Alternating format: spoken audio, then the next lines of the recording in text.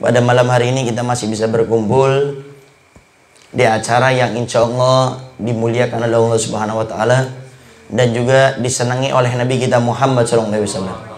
Ini acara namanya ngopi, ngobrol perkara iman, ngobrol santai positif tentang masalah agama. Jadi ntar semuanya yang ingin bertanya seputar agama, pemuda-pemudi Maleber, silakan ntar bertanya. Pertanyaannya bebas, ya. Tidak harus seputar tema. Cuma ntar ke depannya kayak tadi itu barangkali pengen buat tema, silakan. Bebas. Yang penting ntar tinggal dikabari, ya. Jangan ngabarinya pas di sini, Beb temanya ini. Karena juga ntar kita buat pamflet seperti biasa sebagai info biar di media sosial juga bisa mengikuti. Baik. Tema kali ini kita akan sedikit membahas tentang tanggung jawab seorang pemuda. Pemuda itu adalah harapan bangsa, negara, khususnya kepada kita punya desa. Sehingga para pemuda harus menghadirkan diri. Saya ini menjadi harapan. Yang namanya harapan itu artinya dia ditunggu. Sehingga coba bayangkan, antum menunggu sesuatu yang antum tunggu ternyata tidak datang, kecewa. Ini yang harus dihadirkan kepada kita. Dan jangan pernah mengatakan, Habib, apakah saya bisa menjadi harapan desa, harapan? Kan saya bukan orang mondok. Saya juga bukan orang yang baik. Setiap orang itu akan diberikan hidayah taufik oleh Allah tak kala kita berusaha. Termasuk para pemuda dan pemudi. Coba lihat bagaimana perhatian Nabi kita Muhammad SAW kepada anak-anak muda di zaman Nabi, pemudi di zaman Nabi. Contoh, waktu ada peperangan namanya perang Khandaq. Dulu di zaman Nabi ada namanya perang Khandaq. Di dalam perang Khandaq itu, karena peperangan itu terjadi di antara parit yang besar. Jadi bahasa Arabnya itu Khandaq, parit yang besar dan lebar. Nabi itu membuat parit yang besar dan lebar itu karena Nabi sengaja pengen mencegah, pengen memperlambat orang-orang kafir Quraisy dalam menyerang Nabi dan sahabatnya. Untuk apa Nabi lakukan seperti itu? Untuk mengatur dulu. Daripada sahabatnya, persiapannya apa semuanya. Sehingga dibuat kayak gitu paritnya lebar dengan ceritanya. Dan dalam Islam, peperangan yang terjadi itu pasti dikaitkan dengan tempat sesuatu yang ada di tempat tersebut. Semua perang Islam, hampir semua perang Islam itu namanya itu disesuaikan dengan keadaan atau tempat yang ada di tempat tersebut. Contoh, ada namanya perang Badar. Kenapa dinamakan Ghazwatul Badar atau perang Badar? Karena terjadinya di antara danau atau telaga yang kecil. Jadi Badrun itu artinya bukan cuma bulan purnama, tapi di antara sekian nama Badrun itu adalah danau atau telaga. Ada namanya Ghazwatul Uhud, perang Uhud. Kenapa dinamakan perang Uhud? Karena terjadinya di antara gunung Uhud. Ada lagi namanya perang Khaybar. Dinamakan perang Khaybar karena waktu itu umat Islam akan menjebol benteng yang besar milik orang kafir. Sehingga benteng besar itu namanya Khaybar. Dinamakan Ghazwatul Khaybar. Ini juga sama, perang Khandaq. Dinamakan Khandaq karena waktu itu terjadi Nabi membuat parit yang besar dan panjang. Sehingga cerita tatkala sudah dibuat, ini orang kafir tatkala akan menyerbu itu tidak bisa. Kenapa? Karena ada parit yang besar. Nggak bisa. Ternyata dari mereka ada jagoannya, pentolannya. Kalau bahasa sekarang kesatrianya ini. Namanya Amr ibn Abdi Wud. Amr ibn Abdi Wud. Amr bin Abdi Wud ini dikisahkan adalah seorang yang kuat, yang hebat. Satu Amr ini lawan 100 orang dia menang, nggak mundur. 1 lawan 1, bukan 10 ya, 100. Hebat luar biasa. Sehingga waktu Amr bin Abdi Wud ngelihat parit yang besar ini, dia bukan ketakutan, cuma senyum, ketawa gitu. Dia mundurkan kudanya, kemudian cambuk itu kuda, sampai akhirnya itu kuda bisa melewati parit yang besar tersebut. Tatkala sudah berada di tengah-tengah kaum muslimin, Amr bin Abdi Wud dengan sombongnya menantang, "Hei Muhammad, mana jagoan-jagoanmu? Lawan nih Amr ibn Abdi Wud. Hei Muhammad, Mana sahabat-sahabatmu yang katanya merindukan surga, pengen mati syahid, sini saya antar dia biar mati syahid, saya bunuh pada saat ini. Hai Muhammad, mana orang-orang yang mengatakan bahwasanya orang kafir kalau mati akan masuk neraka, saya rindu dengan neraka. Ditantang habis ini sama Amr ibn Abdul. Sampai dalam, kalau tidak salah kitab Sirah Ibn Hisam, itu ada syair yang disampaikan oleh Amr ibn Abdul. Lalu singkat cerita, Nabi ajak musyawarah nih sahabat-sahabatnya. Wahai sahabatku, siapa yang lawan Amr ibn Abdul? Tiba-tiba ada sahabat Nabi dari belakang angkat tangan. Sahabat masih belia. Umurnya kalau tidak salah antara 17 sampai 18 tahun. Masih muda. Kalau istilah anak sekarang nih, anak baru kelas SMA. Ya, anak kelas 3 atau baru lulus SMA ini. Anggaplah anak baru lulus SMA. Mau melawan orang yang 100 menang, dia nggak mundur. Siapa? Imam Ali ibn Abi Thalib. Sayyidina Ali ikut perang itu masih belia, antara 17 sampai 18 tahun. Ya Rasulullah, izinkan aku untuk melawan Amr ibn Abdul. Kata Nabi, jangan. Engkau masih muda, yang lain saja. Nabi tawarkan lagi, siapa yang lawan Amr ibn Abdul? Ya Rasulullah, biarkan saya. Siapa? Imam Ali lagi. Kata Nabi, jangan, kau masih muda, masih belia, biar yang lain saja. Nabi tawarkan 3 kalinya, Imam Ali langsung nyerobot, angkat tangan lagi. Ya Rasulullah, izinkan aku lawan Amr ibn Abdul karena aku sudah minta 3 kali. Imam Ali nggak tahu siapa lawan. Oh, sangat tahu Imam Ali. Tapi kenapa Imam Ali seperti itu? Saking girohnya, kecemburuan dengan Islam itu sangat luar biasa. Makanya orang itu kalau sudah punya giroh, kecemburuan, itu tenaganya akan bisa terlewati dengan dia. Dia tenaga cuma bisa ngangkat satu satir ini.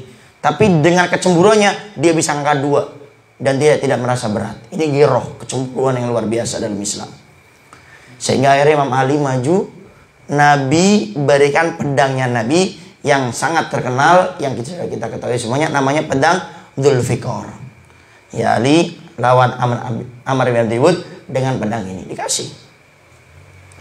Tatkala maju, Amr bin Abdul ngelihat, lah ini Ali, anaknya Abdul Muthalib. Hei Ali, saya ini teman baik, ayahmu Abdul Muthalib.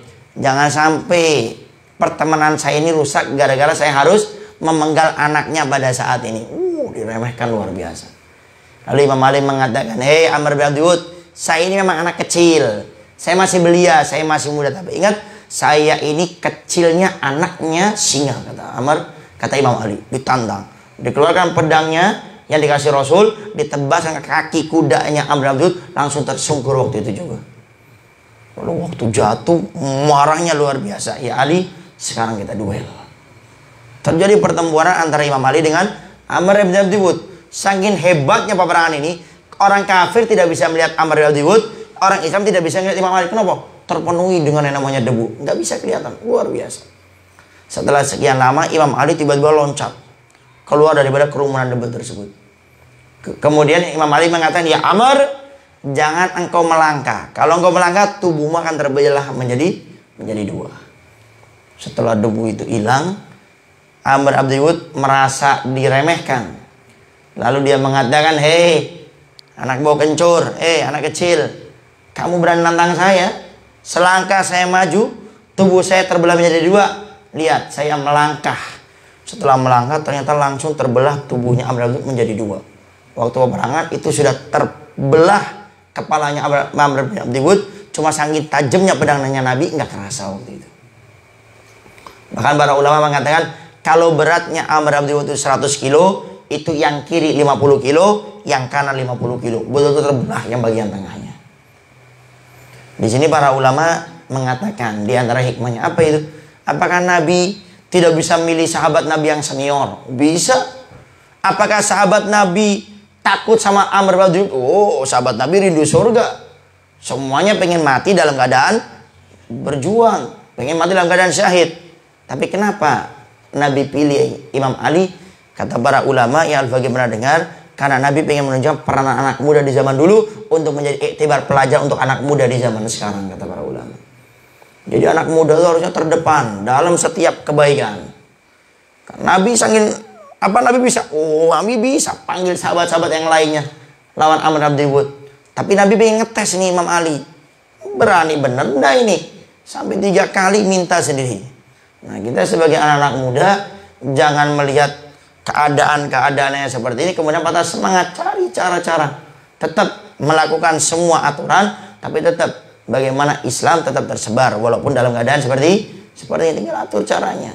Sering musyawarah, sering ngobrol, atur strategi semuanya. Kita belum jihad, baru kayak gini aja udah melempem kayak kerupuk kena air. Gimana kalau jihad? Melawan Amr al-Jud kabur semuanya ntar ini. Yang perempuannya Sayyidatuna Asma ibn Abu Bakar, yaitu adiknya Sayyidah Aisyah radhiyallahu anha, anaknya Abu Bakar Siddiq. Itu beliau pemudi yang luar biasa. Tugas beliau waktu Nabi di Gua Thur dikejar-kejar oleh orang kafir Quraisy, Nabi bersembunyi di satu Gua Thur, bukan Gua Hiro ya. Kalau Gua Hiro waktu Nabi mendapatkan wahyu, ini Gua Thur. Waktu Nabi dikejar-kejar 3 hari 4 malam Nabi berada di situ. Ada seorang laki-laki bernama sahabat Abdurrahman ibn Abu Bakar As-Siddiq yang tugasnya setiap hari pagi sore memberi kabar info gimana nih keadaan di Mekah, karena Nabi waktu itu mau hijrah ke Madinah. Ada lagi yang perempuan namanya Sayyidatuna Asma ibn Abu Bakar. Apa tugasnya? Tugasnya itu setiap pagi ngantar makanan, kemudian sore ngantar makanan lagi. Setiap hari seperti itu. Itu kalau ketangguhan sama orang kafir pasti dipenggal itu Sayyidatuna Asma, dan tidak mau pasti memberitahu untuk apa ke atas itu. Sehingga itu peranan perempuan luar biasa zaman dulu. Dan banyak kalau kita ceritakan bagaimana pemudi-pemudi di zaman dulu.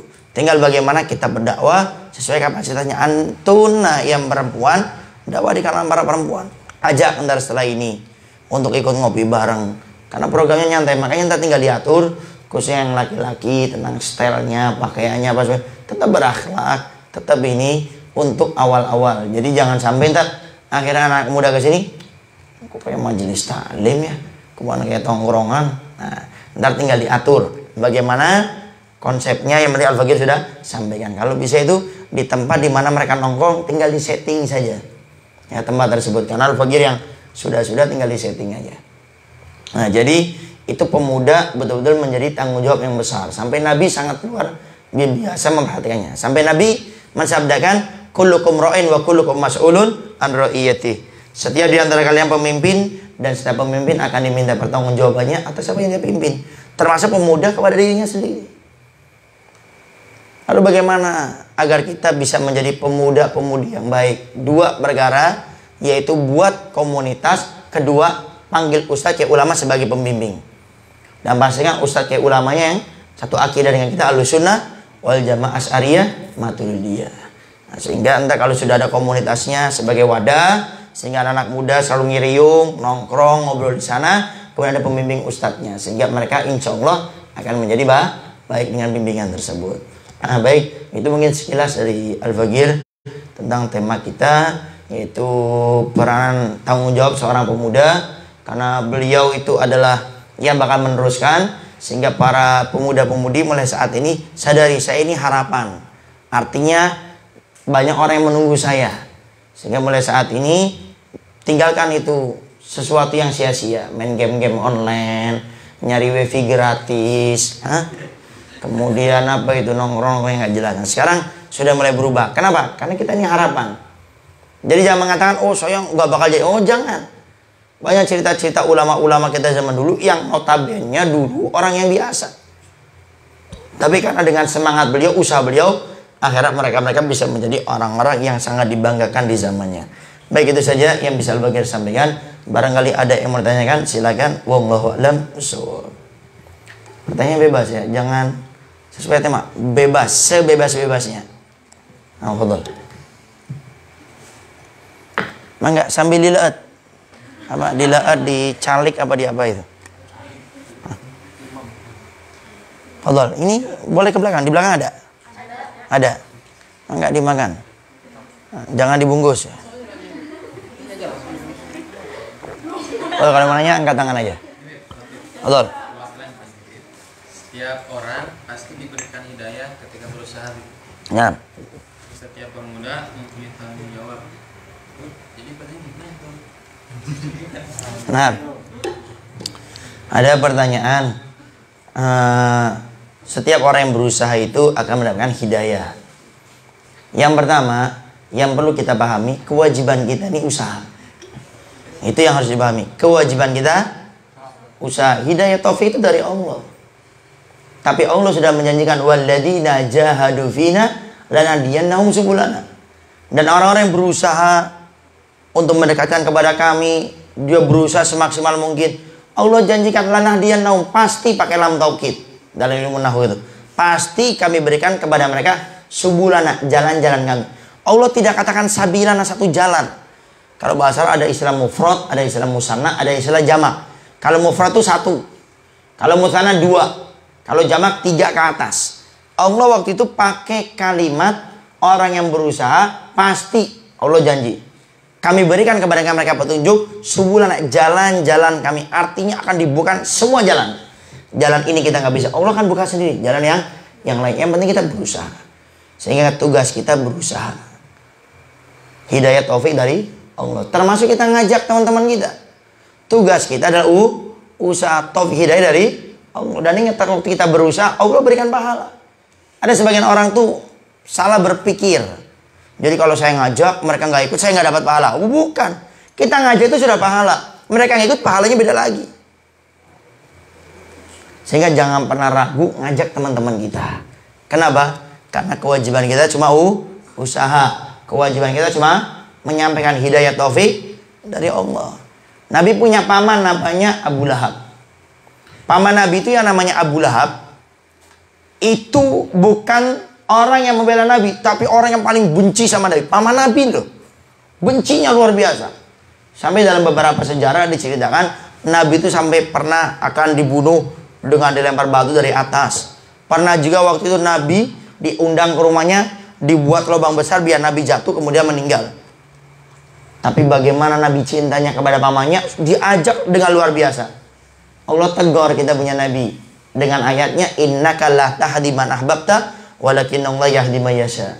Ya Rasulullah, wahai Muhammad, kamu tidak bisa memberikan petunjuk hidayah kepada orang yang kau cintai, tidak bisa.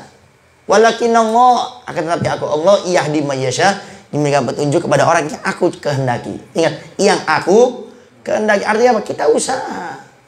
Adapun hidayah taufik dari Allah. Dan inilah prinsip para ulama kita. Kalau kita ingin istiqomah mengajak orang, itu prinsipnya, ingat, tugas saya cuma usaha. Hidayah taufik dari Allah. Banyak orang ngajak kemudian kapok lah. Ngapain ngajak dia saja tuh? Diajak ribet, repot, nyusahin.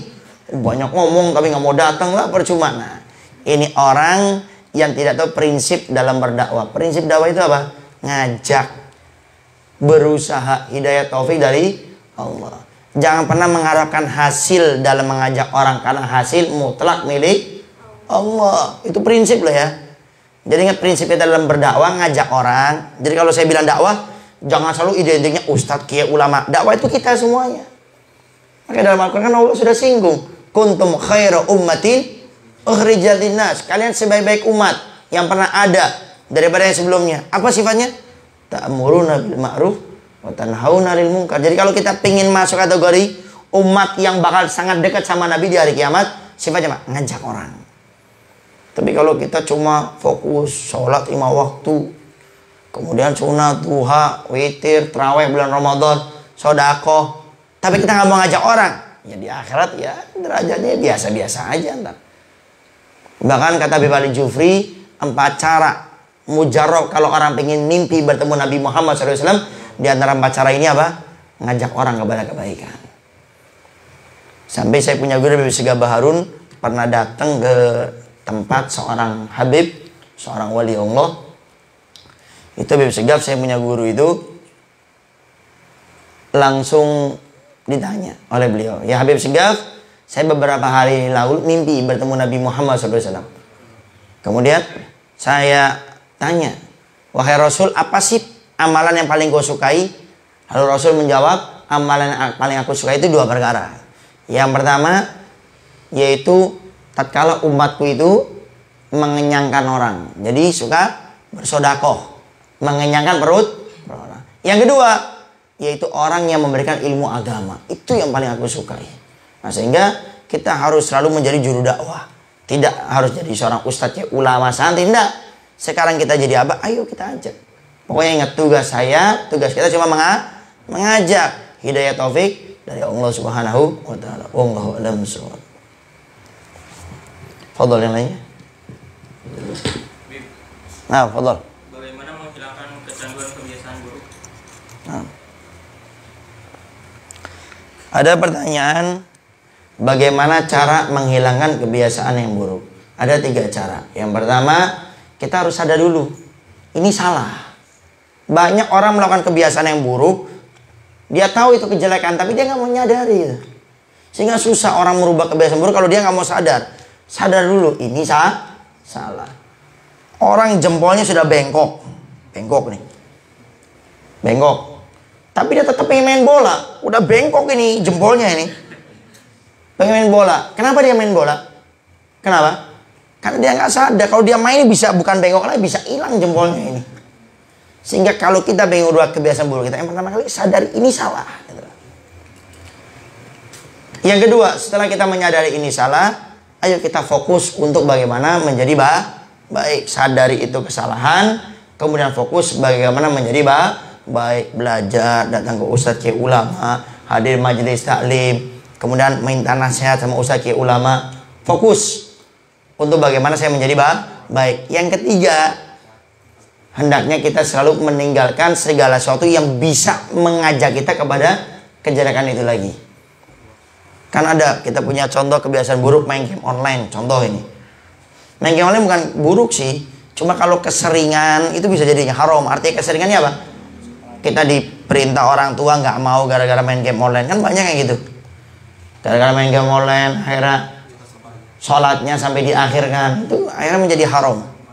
Nah, sehingga ini 3 cara harus dipahami. Pertama, sadari ini kesalahan. Kedua, fokus bagaimana saya menjadi baik, hadir majelis taklim, belajar ilmu agama, sering nanya sama ulama, sering minta nasihat. Yang ketiga, jauhi segala sesuatu yang bisa menarik kita kepada kejelekan tersebut. Nah, itu 3 cara difokuskan, insya Allah kita akan bisa menghilangkan daripada kejelekan-kejelekan kita. Wallahu a'lam bishawab.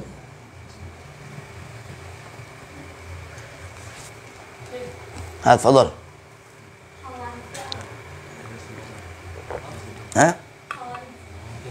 Khawarij. Ada pertanyaan Khawarij. Khawarij itu adalah satu kelompok yang ada di zaman Imam Ali bin Abi Thalib, yang keluar dari kelompoknya Imam Ali waktu itu. Namanya Khawarij. Itu orang yang keluar dari kelompok. Itu bahasa Arabnya Khawarij. Jadi ini orang-orang yang tidak mau mengikuti apa yang disampaikan oleh Imam Ali. Jadi dia tidak setuju. Al-Faqih lupa itu kejadian detailnya. Intinya ini orang nggak setuju dengan apa yang diperintah oleh Imam Ali. Sehingga akhirnya dia buat kelompok tersendiri. Kalau nggak salah itu kejadian waktu ada perseteruan antara Imam Ali dengan sahabat Muawiyah Ibn Abi Sufyan. Sehingga Imam Ali itu tidak disetujui oleh mereka. Akhirnya mereka buat kelompok sendiri. Mereka benci, mereka hasut. Akhirnya mereka bertujuan membunuh 3 orang waktu itu.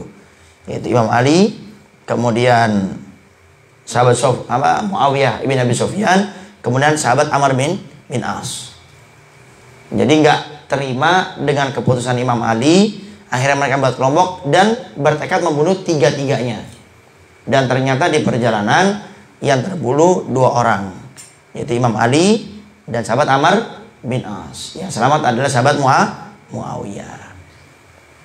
Atau mungkin sekarang ini dikenal juga dengan namanya Syiah.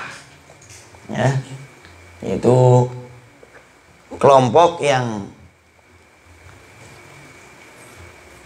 sering mencaci maki sahabat-sahabat Nabi Muhammad SAW. Itu namanya Syiah. Nah, Syiah ini macam-macam ya. Yang Al-Faqih tahu, Syiah ini ada 3 macam. Yang pertama yang ekstrim. Artinya dia mutlak sudah.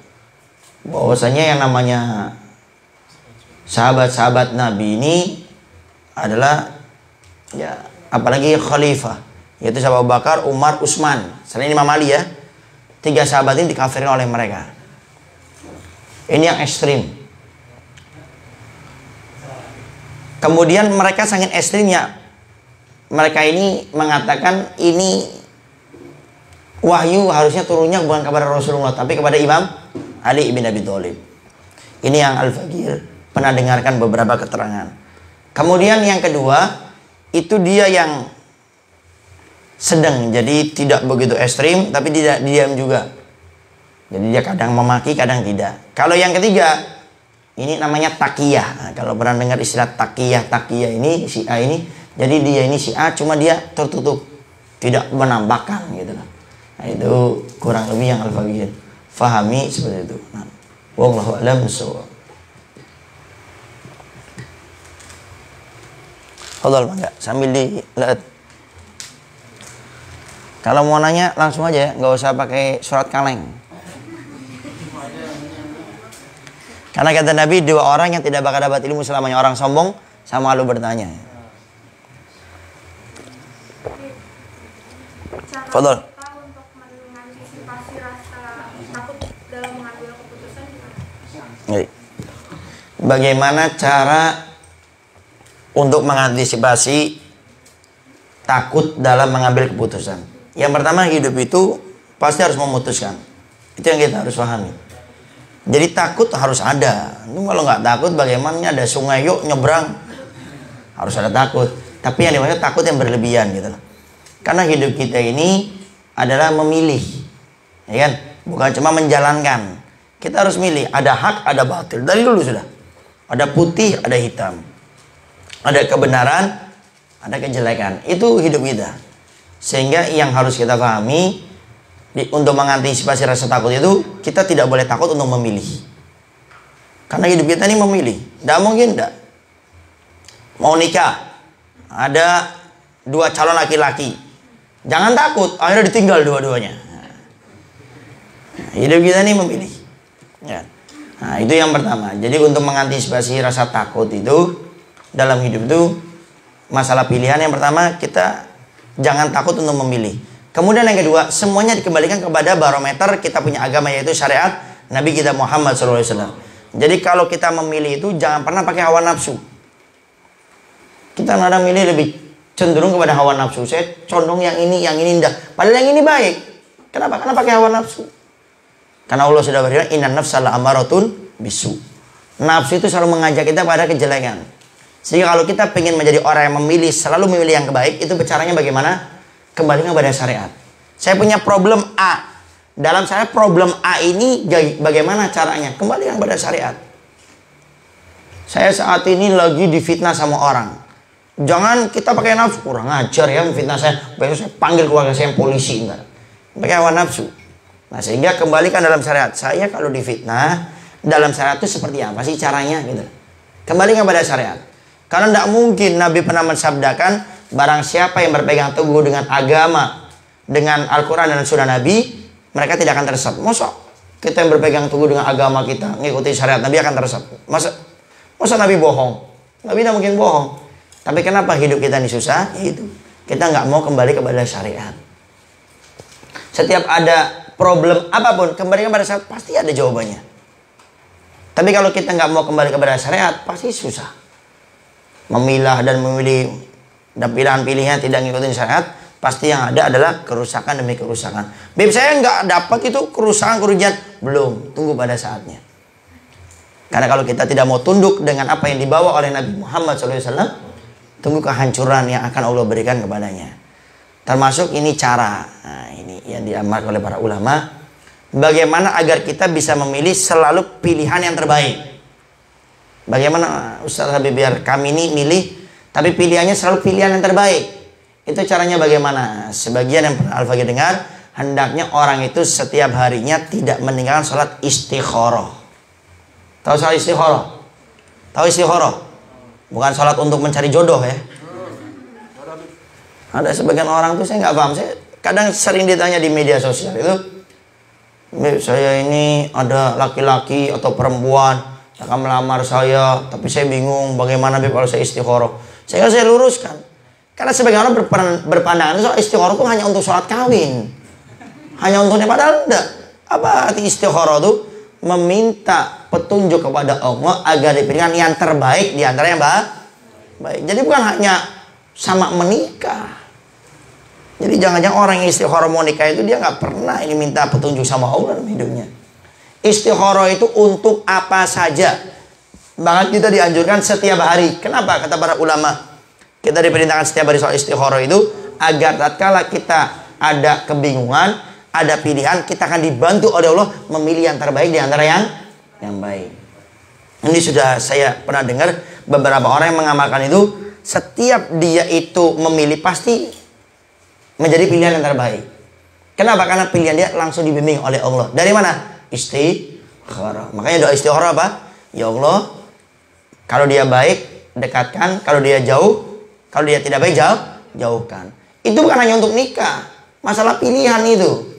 Ya Allah, kalau baik, permudah. Kalau tidak baik, maka jauhkan. Kita pengen buat toko, contoh. Sudah survei tanah, sudah survei kayaknya ini rame. Nah, itu soal istikharah. Minta sama Allah agar dipilihkan. Kalau baik, gampangan. Kalau tidak baik, ya jauhkan. Apa? Nah, jadi diamalkan. Waktunya kapan? Bebas. Ya. Cuma kenapa kebanyakan melakukannya itu kadang kalau tidak sebelum tidur, yaitu di waktu sepertiga malam. Satu, karena itu waktu yang paling khusyuk.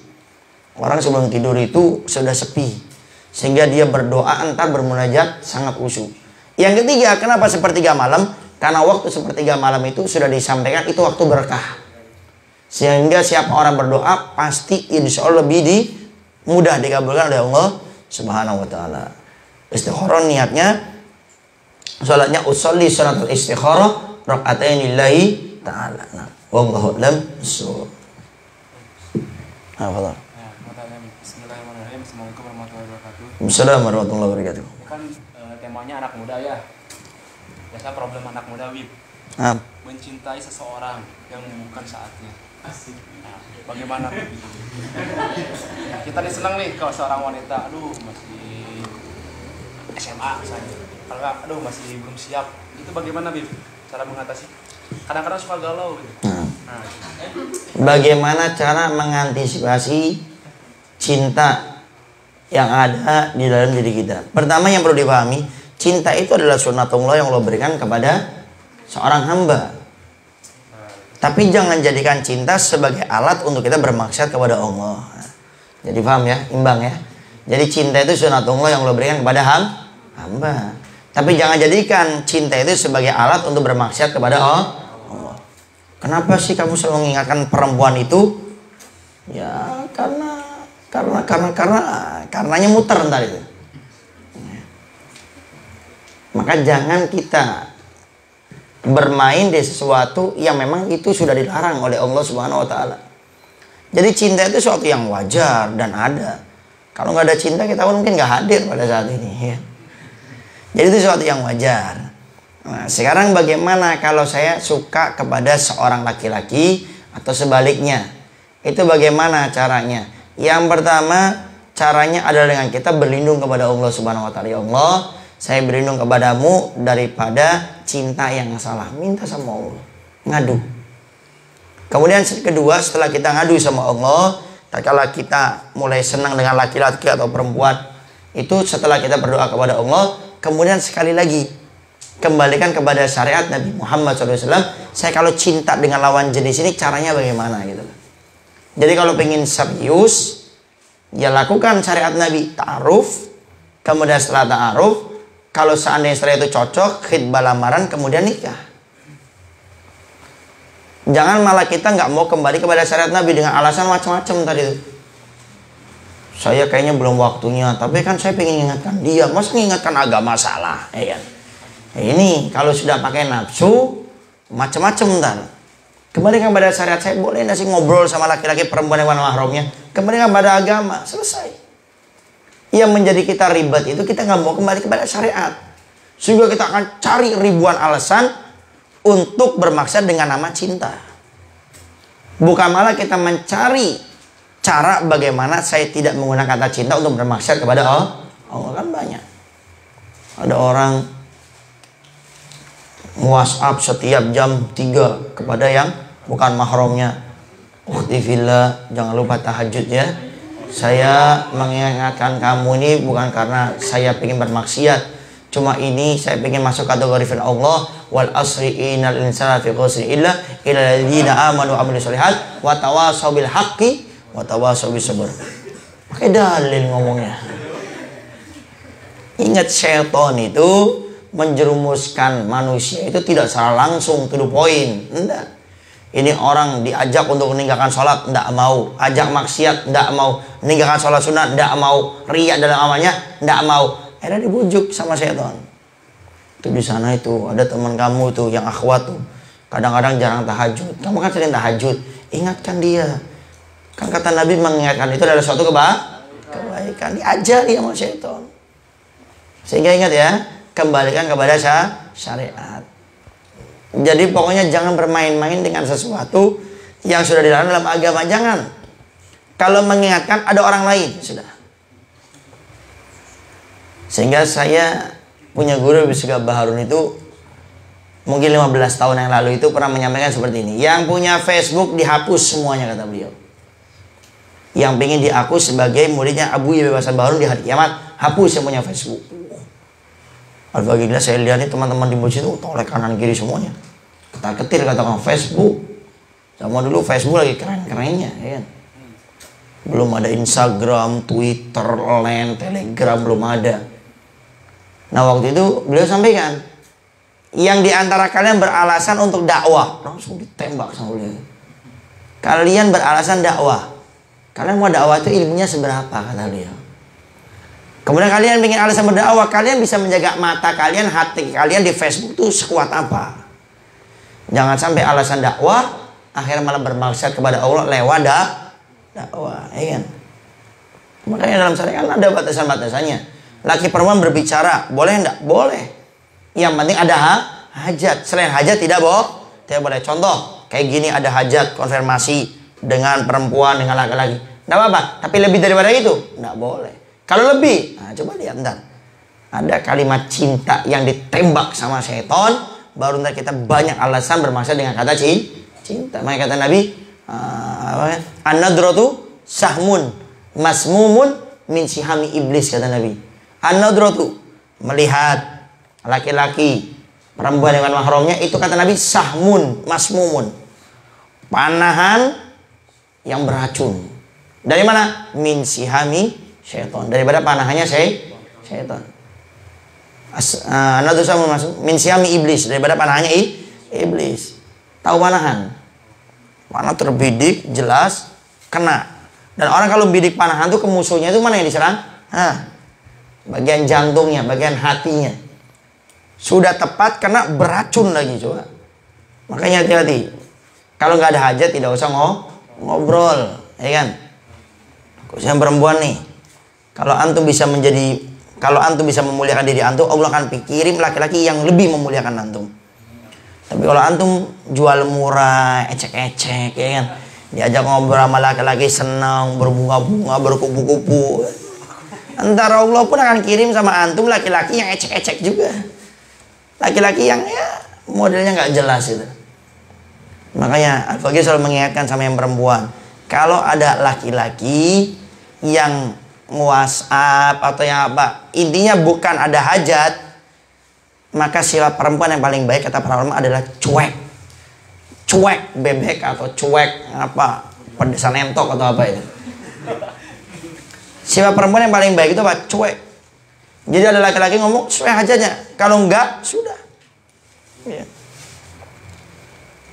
Ntar makanya ntar insya Allah ada episode selanjutnya insya Allah. Baca cerita bagaimana Sayyidah Khadijah gitu menjadi istri Nabi yang luar biasa.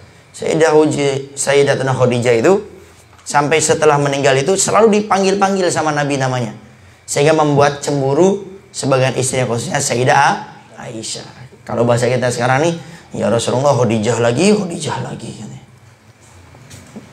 Lalu Nabi katakan, ya Aisyah, kamu tidak tahu perjuangan Khadijah.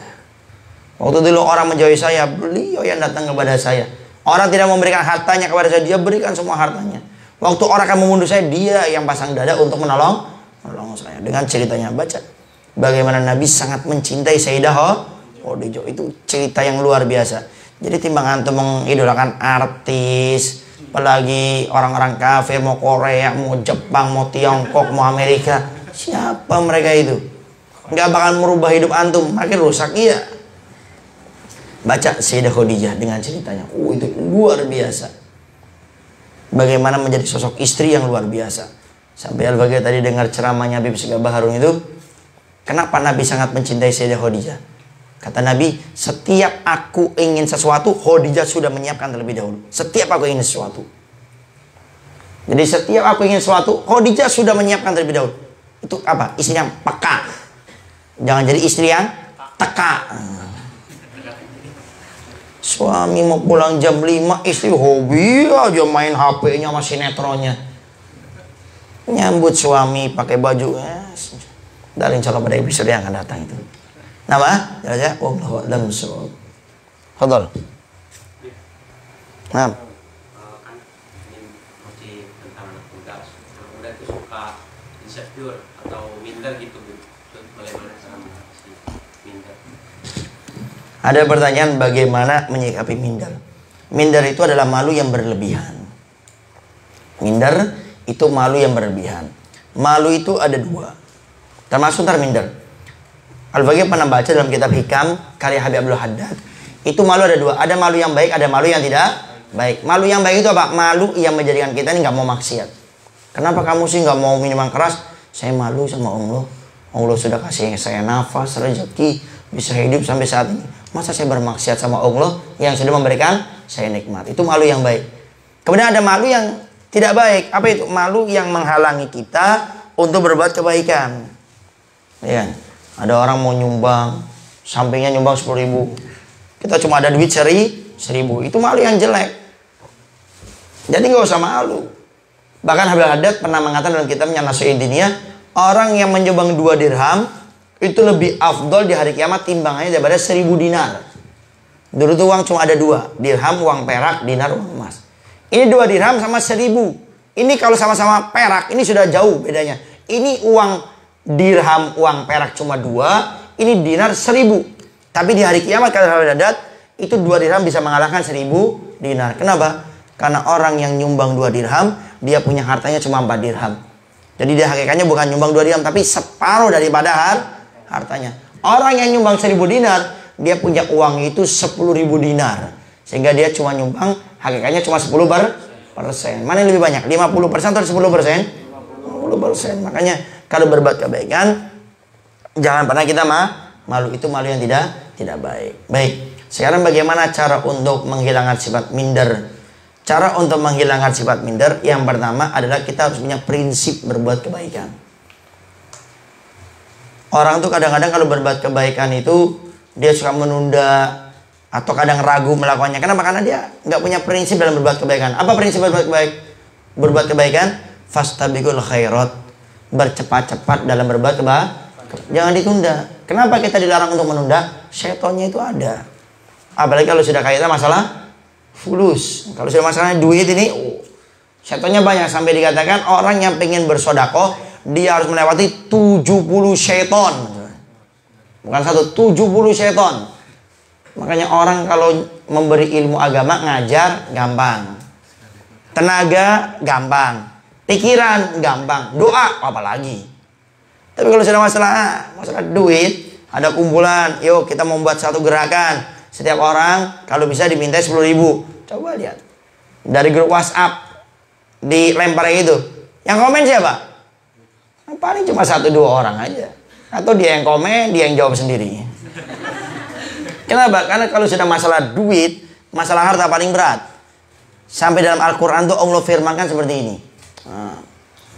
Wajahidu bi amwalikum wa anfusikum, kata Allah. Berjuanglah kalian dengan harta kalian dan juga dengan nyawa kalian. Ini mufassirun, mereka pakar Al-Quran, pakar tafsir itu mengatakan kenapa Allah perintahkan kita berjihad dengan uang dulu, baru dengan nyawa. Padahal mana yang lebih berharga, uang atau nyawa? Nyawa. Pernah lihat di Maleber ada orang tokonya jualan nyawa? Ayo nyawa buat sehari 10.000. Kalau bikin seminggu 1.000, nggak ada. Tapi kenapa kok Allah firmankan untuk berjuang kok harta dulu? Kata para ulama, karena orang berjuang dengan harta itu berat. Lebih berat daripada dengan nyawa. Coba lihat orang kalau berjuang dengan hartanya, mikirnya ribuan kali. Nah, sehingga kita ini waktu berprinsip kebaikan itu jangan ditunda. Apalagi sudah kaitan masalah harta, 70 seton kita lewati. Ini ada cerita, ada seorang ustadz kayak ulama, sama kayak tadi menceritakan tentang hadis Nabi Okamakol. Siapa orang yang bersodakoh, dia akan melewati 70 seton. Akhirnya jamaahnya dia ngomong gini, Pak Ustadz, saya akan melewati 70 seton. Saya kalahkan 70 seton. Saya mau bersodakoh. Ustaz tunggu sini, saya ambil uang di rumah. Saya akan kalahkan 70 seton, katanya. Dia pulang ke rumah, dia ambil uang, dengan PD-nya dia mengatakan apa? Saya akan kalahkan 70 seton. Saya akan bersodakoh mengalahkan 70 seton. Dia ini seorang suami. Ambil uang, mau keluar rumah, tiba-tiba dicegat. Sama siapa? Istrinya. Bang, mau kemana bang? Ini dalam ceritanya. Mau ke majelis taklim ke ustaz. Oh iya. Terus mau apa bawa uang itu? Mau sodakoh. Bang, lebih baik disimpan aja. Loh, kita kan sudah tercukupi semuanya. Uang juga masih ada kok. Barangkali nggak ada kebutuhan dadak bang. Kan kita nggak tahu bang. Ini. Udahlah bang, jangan ribut. Karena duit aja ribut, udah simpan. Mau keluar nggak jadi. Apa yang kan? Disimpan lagi sama dia. Simpan. Keluar dari rumah, yang tadinya semringah, semangat, ciut dia. Kemudian dia ditanya sama Ustaz, gimana? Sudah bisa melewati 70 seton? Ustaz, saya sudah bisa melewati 70 seton Ustaz. Saya sudah kalahkan 70 seton. Saya sudah membawa uang Ustaz. Akan saya kalahkan 70 seton. Tapi Ustaz, saya bisa mengalahkan 70 seton, tapi ibunya seton tidak bisa saya kalahkan. Hah? Karena apa? Karena bersodakoh itu berat. Jadi yang berat itu bukan rindu, sodakoh. Coba kumpulan kayak gini coba. Kalau seandainya kayak minta, ayo ini kita buat beli snack, yuk barang-barang biar nggak ngerepotin yang lainnya. Ayo patungan 3.000-an. 3.000 aja mikir. Beli kuota, beli pulsa aja nggak pernah mikir. Nah, makanya untuk menghilangkan minder itu pertama harus punya yang namanya prinsip dalam berbuat kebaikan, nggak ada minder. Yang kedua, kumpul sama orang-orang yang baik. Orang minder itu karena dia sering menjauh, nggak mau dia nimbrung sama yang lain. Apalagi nimbrung dengan teman-teman yang tidak baik. Maka untuk menghilangkan keminderan itu dia kumpul sama teman-teman yang baik sehingga dia akan termotivasi, akan menjadi baik sehingga semangat. Karena kata Nabi, dengan siapa kita duduk seperti itu kita punya karakter. Jadi kalau kita duduk sama orang yang semangat berbuat baik, kita akan kecipretan, akan semangat. Tapi kalau duduk sama orang yang males, orang yang hobinya cuma main game-game aja, ya dia kayak gitu nggak bakal maju. Jadi untuk menghilangkan minder dengan dua cara tadi ya. Pertama, prinsip kita dalam melakukan kebaikan, percepat-cepat, jangan banyak menunggu. Kemudian yang kedua, kumpul dengan orang-orang yang semangat berbuat kebaikan sehingga kita akan termotivasi. Wallahu a'lam bishawab. Halal. Bagaimana caranya membayar rindu kepada seseorang tanpa bertemu?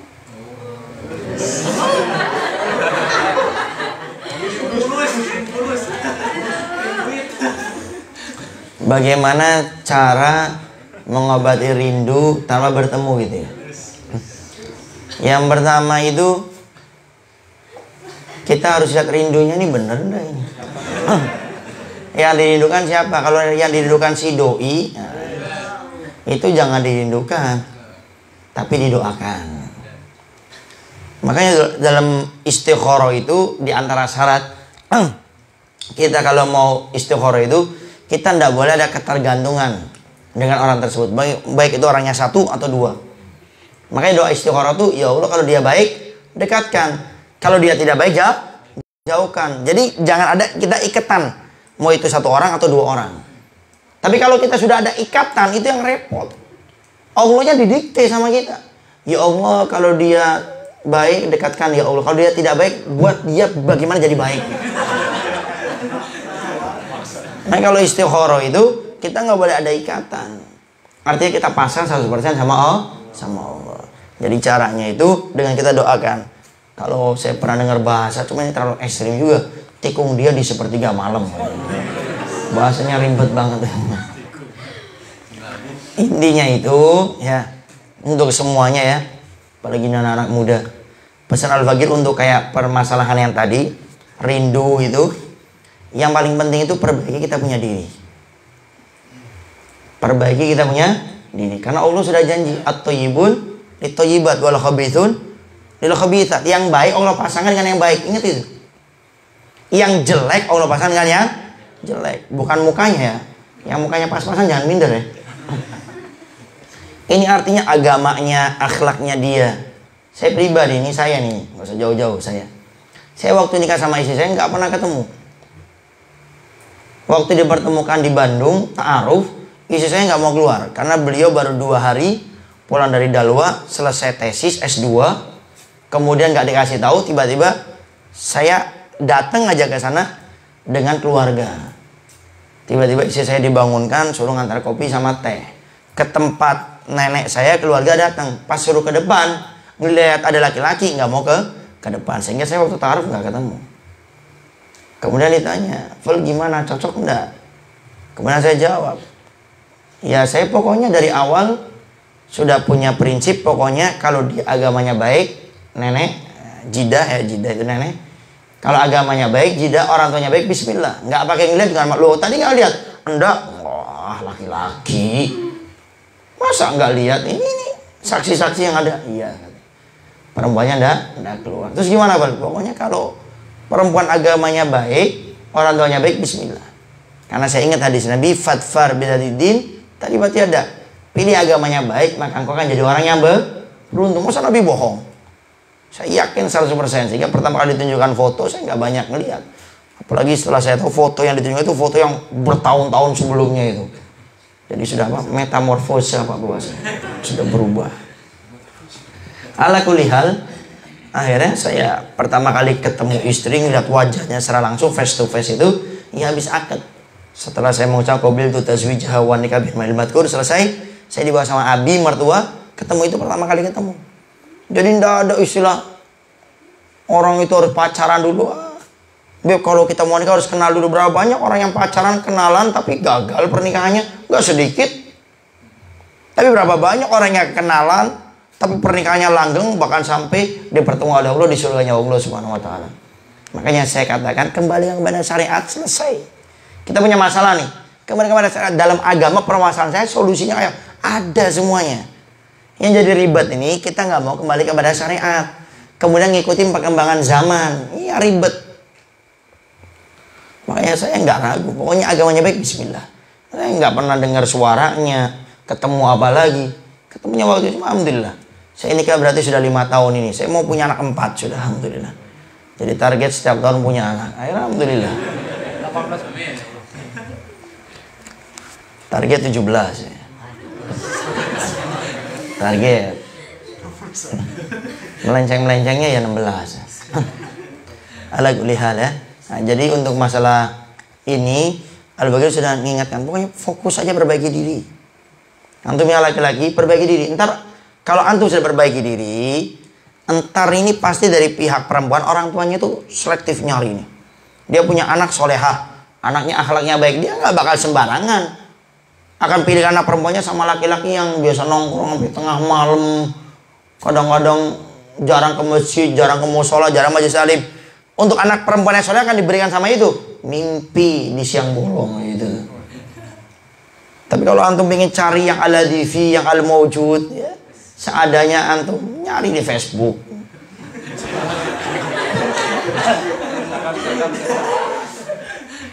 Ya. Nah, oleh karenanya sekali lagi tidak usah aneh-aneh. Saat ini fokus perbaiki diri, insya Allah ntar Allah akan kirimkan seorang perempuan yang soleh sama antum. Dan yang perempuan juga sama seperti itu. Nggak usah banyak berselok-selok apa tuh. Pakai bedak, pakai make up, pakai minyak wangi yang bisa dicium 30 km, baunya bikin pusing laki-laki. Nggak usah gitu. Jadilah perempuan yang cuek. Ya. Dan ntar ingat, kalau pihak laki-laki yang soleh, yang agamanya dia mau menikah, orang tuanya akan selektif, akan nyari juga. Ini untuk anak laki-laki saya, mana nih perempuan yang soleh. Ya, jadi antum nggak usah pamer, senyum, banyak ngobrol sama laki-laki, nggak usah. Kalau antum jual murah, Allah akan kirimkan lebih murah lagi ntar. Tapi kalau antum jual mahal, Allah akan kirimkan laki-laki yang mahal. Kalau antum bisa memuliakan diri antum, Allah kayaknya laki-laki yang bisa memuliakan antum. Tapi kalau saat ini antum belum menikah, antum nggak bisa memuliakan antum sering komunikasi dengan laki-laki yang bukan mahramnya tanpa ada hajat, maka Allah akan kirimkan laki-laki yang sama seperti itu juga. Nama Allahu a'lam bishawab. Doa. Sama fokus memperbaiki di diri. Fadhal. Fadhal. Assalamualaikum warahmatullahi wabarakatuh. Assalamualaikum warahmatullahi wabarakatuh. Afwan Habib ingin bertanya, hikmah ditinggal sama orang-orang soleh. Ada pertanyaan, apa hikmah tatkala kita ditinggal oleh orang-orang soleh? Kan banyak sekarang. 2 bulan ini banyak sekali. Mau itu di Indonesia dari kalangan ustadz, kiai, ulama, habibnya, atau di luar negeri banyak. Ada 3 hikmah paling tidak yang harus diambil. Yang pertama, kita harus sedih. Karena dikatakan malam yahzan bi mautil alim fahuwa munafik. Orang yang nggak sedih waktu ada orang soleh, orang alim yang meninggal, maka dia orang munafik. Kenapa? Karena kita bersedih itu sebagai tanda wujud kita akan orang yang baik dicabut nyawanya oleh Allah. Harus sedih. Dan dalam akhlak lil banin juga kita diperintahkan kalau dalam keadaan berduka, ya kita harus ikut sedih juga. Apalagi ini orang soleh. Yang kedua, kita harus mempersiapkan diri kita menyambut kematian. Orang yang baik aja meninggal. Apalagi orang yang kayak kita agak-agak ini, yang kadang baik yang ngikutin arusnya baik, arusnya nggak baik. Persiapkan. Kalau mereka beliau-beliau orang yang soleh meninggal dunia tuh santai, amal ibadahnya luar biasa, dosanya sedikit bahkan tidak ada. Orang-orang soleh itu. Nah, orang kayak kita bagaimana ini? Apalagi musibah bencana luar biasa, ya. Orang-orang yang kena musibah itu dia nggak pernah menyangka di malam hari tersebut terjadi longsor, banjir bandang, angin yang luar biasa seperti itu, tidak pernah nyangka. Sehingga persiapkan kita menyambut kematian dengan laksanakan kewajiban Allah. Kalau kita pernah utang, pernah bolong puasa, sholat, ya tinggal kita qadha. Sambut itu semua dengan amal soleh kebaikan. Mempersiapkan kematian dengan amal soleh. Yang ketiga, berdoa. Minta kepada Allah agar orang-orang soleh kita yang masih hidup ini jaga sama Allah. Khususnya minta sama Allah, sebagaimana kau cabut orang soleh, orang alim, hadirkan lebih banyak daripada mereka yang kau cabut ya Allah. Jadi minta sama Allah agar orang-orang yang soleh yang masih hidup, para ustadz kayak ulama kita dijaga, kemudian juga yang sudah meninggal dunia mudah-mudahan langsung diganti oleh Allah Subhanahu wa taala. Karena kalau orang-orang soleh sudah banyak meninggal dunia, ya ini salah satu penyebabnya. Apa itu? Musibah terjadi di mana-mana. Karena diibaratkan para wali-wali Allah, para ulama itu seperti paku. Jadi paku itu tatkala ada sesuatu yang sering copot, waktu dipaku dia nancep. Tapi waktu pakunya dicabut, dia akan rusak lagi. Sehingga maksimalkan kalau ada usaha kayak ulama kita sekitar kita, maksimalkan baik belajar ilmu dengannya, minta nasihatnya, tiru akhlaknya, perangainya. Nah kalau sudah meninggal dunia pada nyari semuanya. Apa? Wallahu a'lam bishawab. Allah. Jadi orang yang ingin Allah jadikan orang taat, jadi orang yang Allah itu ingin orang itu jadi orang taat. Baik, ada pertanyaan, apakah ada ciri-ciri orang yang akan dijadikan orang taat kepada Allah Subhanahu wa taala? Dia rindu berbuat kebaikan. Dia nyari. Sama ada yang dengar info di grup WA, contoh, kita ada ngopi santuy ini. Dia akan berusaha nyari. Atau di media sosial seperti saat ini. Al-Fakir dapetin beberapa orang yang dia itu kalau di majelis, khususnya yang Al-Fakir tahu, di majelis Al-Fakir dia nyari. Habib Novel di mana nih sekarang? Dicari sama dia. Ada beberapa orang. Itu tandanya Allah cinta kepada dia. Karena kata Nabi kita Muhammad SAW itu, kalau Allah cinta dengan seorang hamba, Allah akan letakkan hamba tersebut di tempat yang mana Allah cinta dengan tempat tersebut. Artinya kalau orang itu diberi kemudahan oleh Allah untuk berada di tempat yang baik, melakukan kebaikan, itu tandanya Allah cinta kepadanya. Tapi kalau kita dipersulit melakukan kebaikan, itu tandanya Allah benci kepada kita. Maka kalau kita ingin tahu tanda orang yang akan dibuat taat oleh Allah Subhanahu wa taala, dia selalu rindu dengan kebaikan-kebaikan. Kemudian yang kedua, dia selalu merasa nyesel kalau ketinggalan kebaikan tersebut. Ya Allah, kok saya nggak hadir majelis taklim ya? Ya Allah, sholat duha saya kok ketinggalan. Ya Allah, tahajud. Kalau kita kan, oh, alhamdulillah nggak bangun tahajud, tidurnya agak lama nih, enak. Mereka enggak, mereka merasa nyesel luar biasa. Jadi mereka rindu mencari kebaikan. Kedua, kalau ditinggal mereka nyesel. Bahkan sampai para salafun saleh mengatakan kalau seandainya tidak ada waktu sepertiga malam, lebih baik aku meninggal saja. Kenapa? Saking mereka tuh luar biasa. Sampai kata mereka tuh sebagian itu, semasa hidup saya yang paling buat saya sumpah di dunia itu kalau sudah terbit matahari. Jadi apa? Waktu sepertiga malam habis. Itu yang paling sumpah mereka. Kenapa? Karena mereka betul-betul luar biasa. Kalau mereka meninggalkan tahajud ini, nangisnya itu luar biasa. Tahajud loh ya. Itu sunnah, bukan wajib. Kalau dilakukan dapat pahala, kalau ditinggalkan tidak dapat dosa, cuma rugi. Ini mereka orang-orang soleh, orang-orang alim, para wali Allah ini merasa berat sekali. Jadi intinya, tanda-tanda orang yang dibuat taat oleh Allah, dia akan selalu rindu dengan kebaikan mencarinya. Kemudian yang kedua, dia merasa menyesal atau berat tatkala meninggalkan perkara tersebut. Wallahu a'lam bishawab. Ayat, fadhol. Akhir.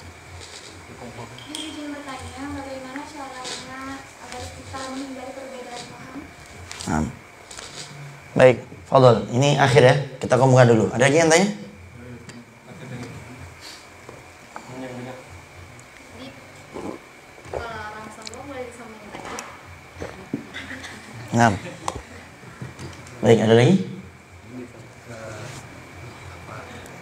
Jadi anak pribadi sebagai anak, tatkala orang tua itu ada masalah, apakah yang harus dilakukan? Jadi mau ikut campur takut salah, mau ini takut salah. Fadhol.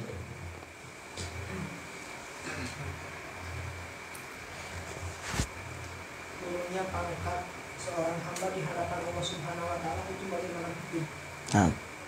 Lagi? Had. Ini tuh ada pertanyaan dari teman saya. Waktu kita bisa jawab, dia jawab, cuman kita nggak bisa bacain, nggak bisa baca. Apa ya? Pertanyaan dari teman saya. Habib yang baca. Baca aja. Intinya aja, nggak usah. Intinya apa? Intinya tuh gini, Put, kemarin aku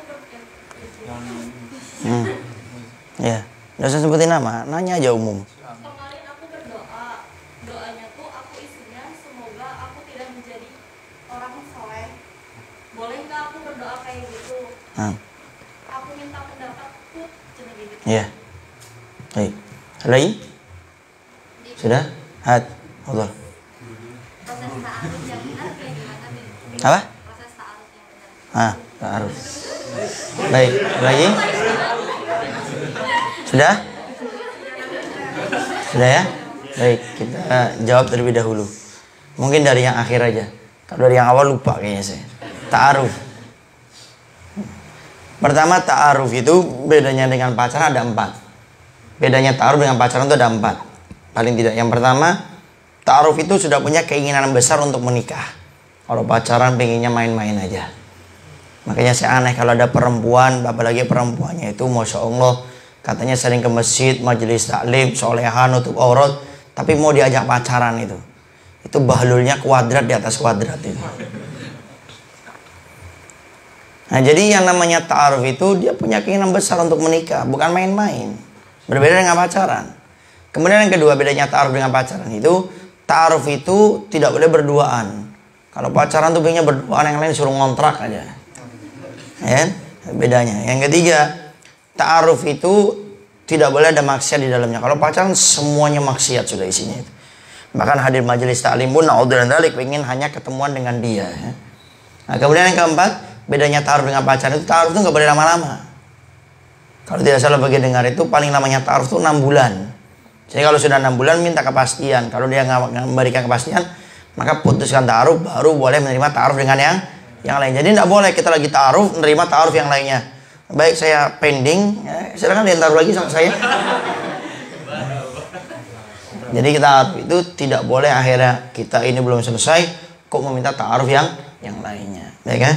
Nah, jadi ta'aruf yang benar itu tadi perbedaannya ya. Ta'aruf yang benar itu yang laki-laki biasanya ya umumnya ini. Seorang laki-laki suka dengan seorang perempuan yang ada di seberang lautan sana lah. Akhirnya dia bagaimana? Dia cerita sama orang tuanya, Abu Umi, kayaknya saya sudah waktunya nikah. Kemudian saya senang dengan perempuan yang ada di seberang lautan sana. Baik. ntar orang tua nelpon dengan pihak orang tua tersebut kalau ada nomornya. Kalau nggak ada, ntar orang tua laki-laki dengan anak laki-lakinya silaturahmi ke sana. Jadi itu mulai proses ta'aruf. Ta'aruf itu saling mengenal lebih dekat untuk menuju kepada pernikahan. Datang ke sana, silaturahmi biasa, ngobrol biasa, tanya-tanya semuanya. Sudah selesai, dijelaskan maksudnya untuk ta'aruf, selesai.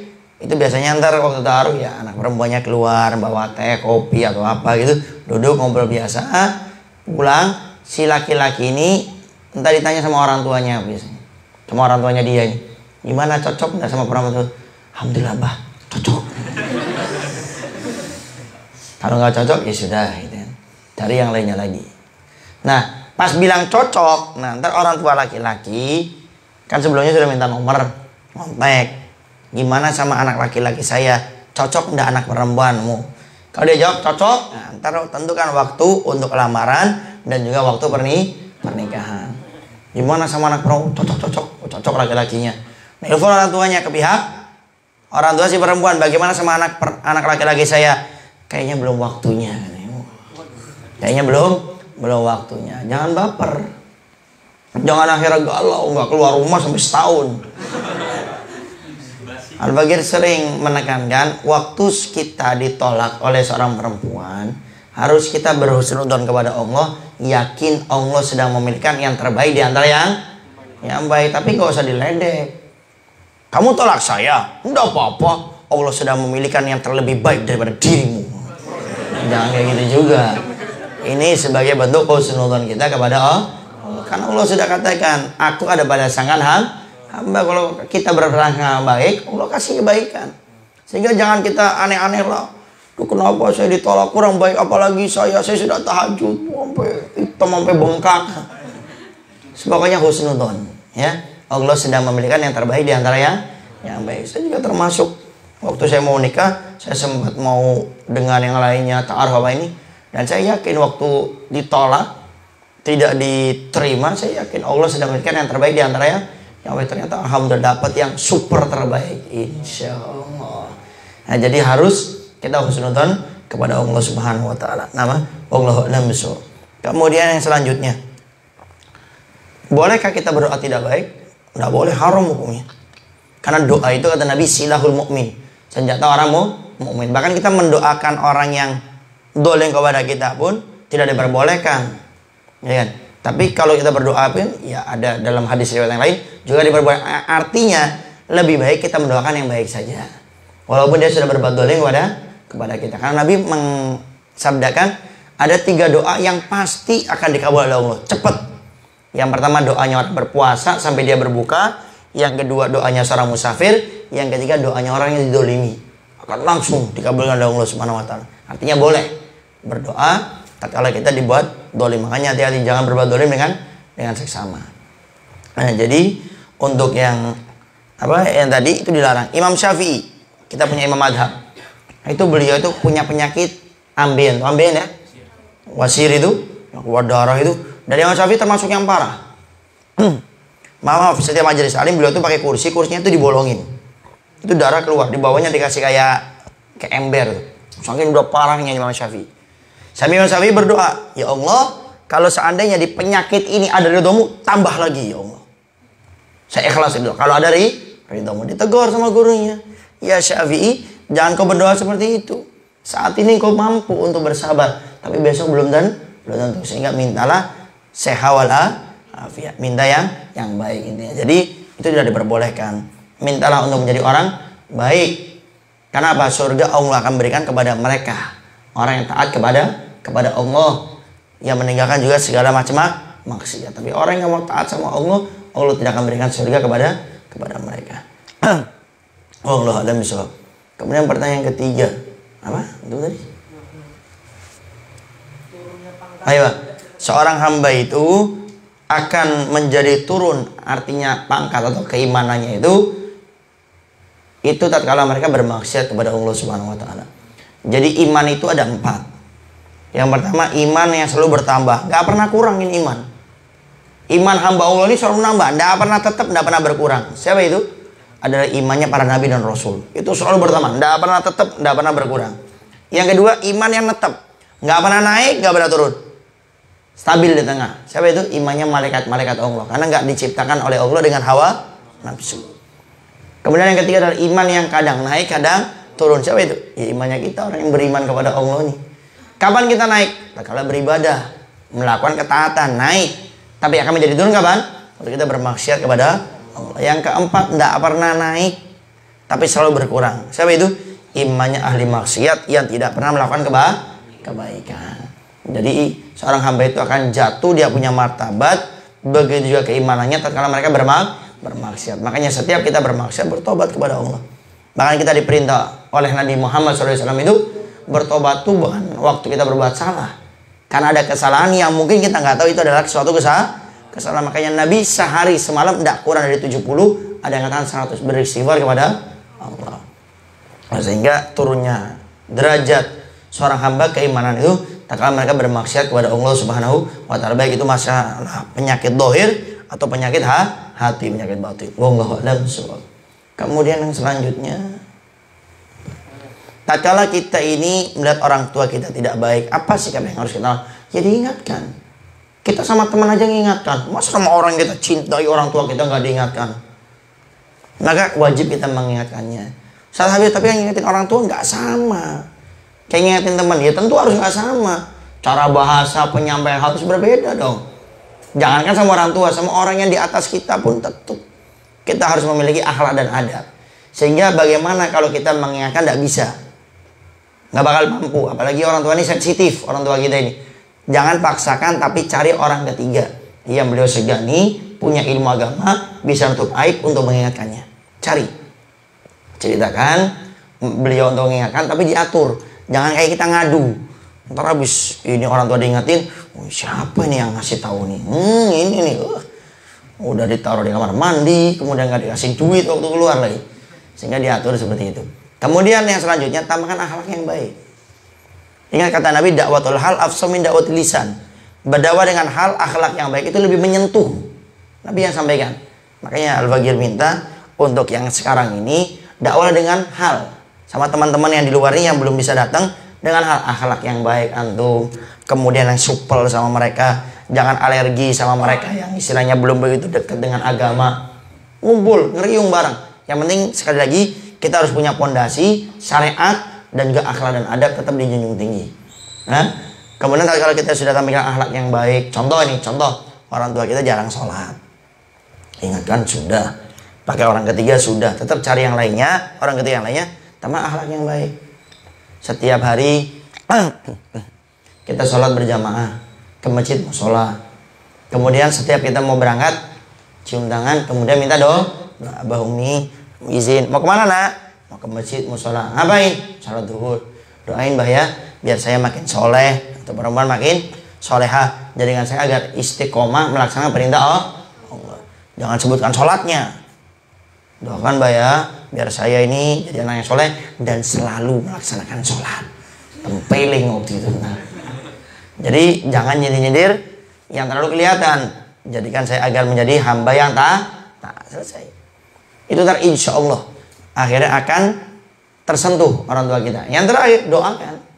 Karena kembali lagi, kewajiban kita cuma mengingatkan, cuma usaha, adapun hidayah taufik dari Allah. Nabi Nuh punya anaknya, namanya siapa? Kan'an. Apa nggak berdakwah? Nggak diajak, cuma Allah ta'ala innahu ghairu sholih. Wahai Nuh, dia bukan orang yang baik. Dia bukan golonganmu. Kenapa? Tidak mau taat kepada Allah dan Rasulnya. Kemudian Nabi Lut, istrinya, sama. Kemudian Sayyidah Asia, suaminya Fir'aun, sama. Kemudian siapa lagi? Nabi Muhammad SAW dengan pamannya Abu Lahab, sama. Yang penting kita doakan dengan cara-cara yang sebelumnya tadi. Wallahu a'lam bishawab. Kemudian satu lagi, kayaknya tadi ada ya. Boleh?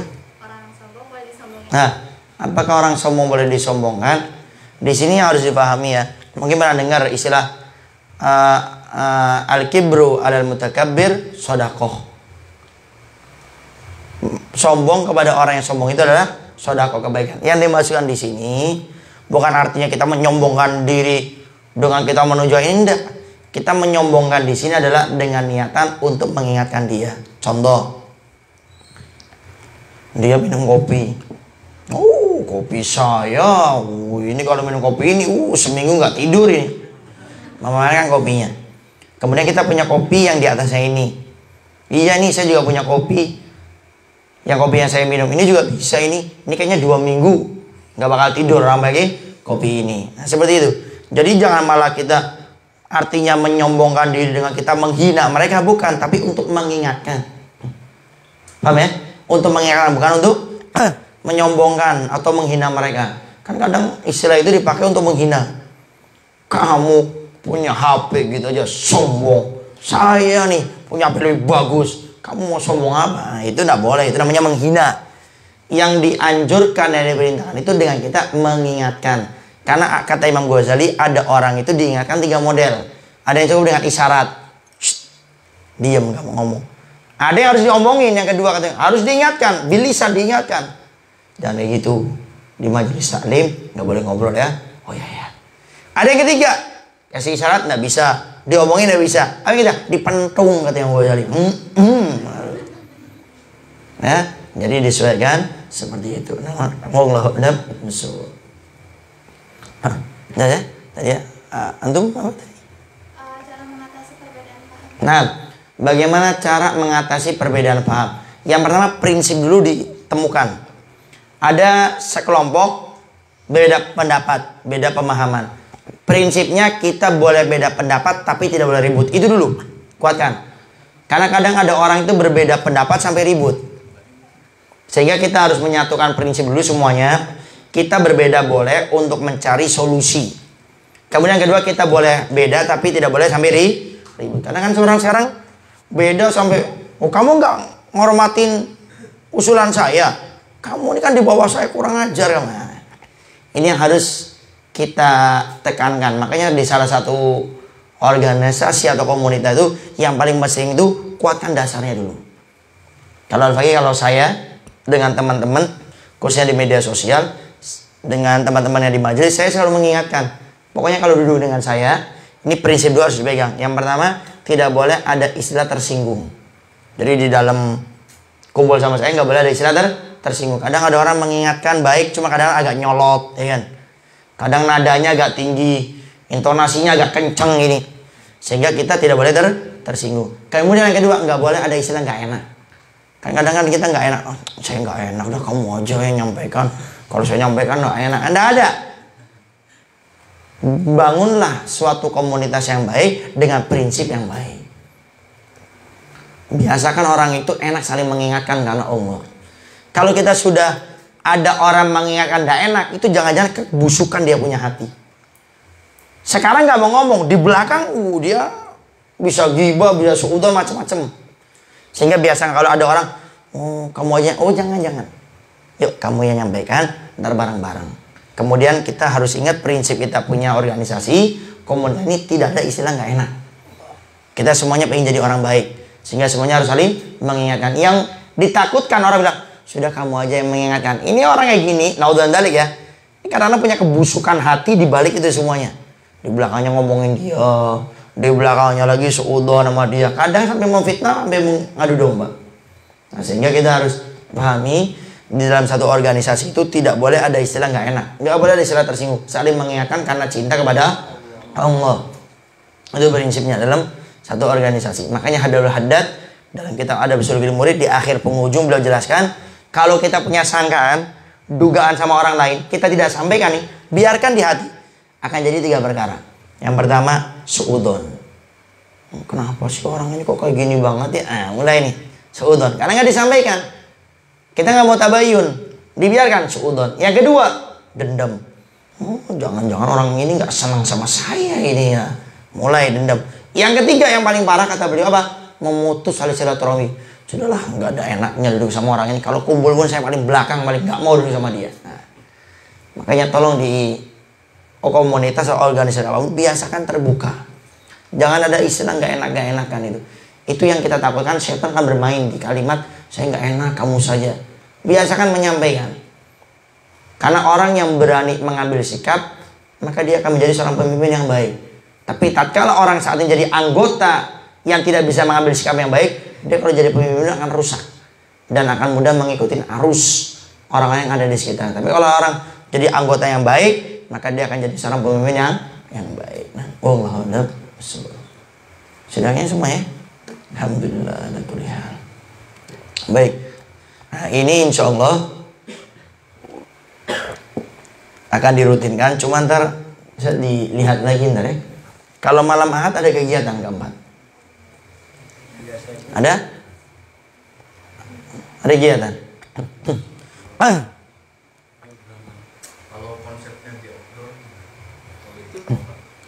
Anak ngopi nggak ada yang tertutup lagi nih.